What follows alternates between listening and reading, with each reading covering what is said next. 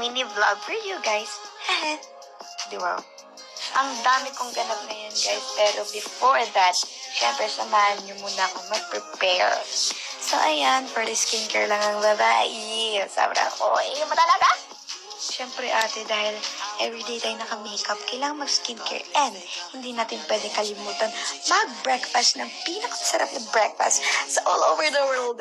Look, alam niyo ba recently, ang cravings ko talaga is mang inasal. Talagang overload yung cravings ko. Paglabas ko kagad ng BNK, ito talaga yung first na hinanap ko. At tingnan nyo naman, sobrang panay ko tumabed.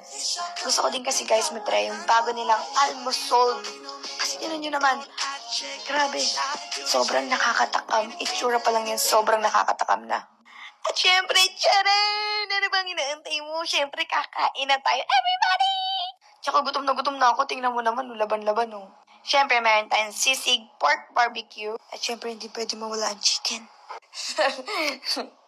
So, yan. Kumakain lang ako dyan dahil gutom na ako. Lahat yan tinikman ko. Pero ang pinaka-favorite ko dyan, syempre yung barbecue. Kasi sobrang lambot at sobrang sarap! Grabe! Sold na sold! Favorite ko talaga ang mang inasal. Papatayin in takeout or delivery. Syempre, hindi pwedeng mawala. Ipapatikim din natin sa ating family! You know, hindi pa din siya matigil. Family na nga. Damot niya talaga, oh. Lo, may pagpigit ka ba? Nakakairita ka? Ayan na nga, kumakain na si Bebe Girl. Yan, oh. Kinakain niya guys yung, syempre, yung chicken. Kasi favorite niyan sa mang inasal talaga. Tinan mo, tuwang-tuwa siya, oh. And ayan guys, syempre, dahil doon na tayo kumain, samahan niyo naman ako sa aking mga ganap sa life. Syempre, unang-una, kailangan make-upan muna tayo dahil grabe na ang mga nangyayari.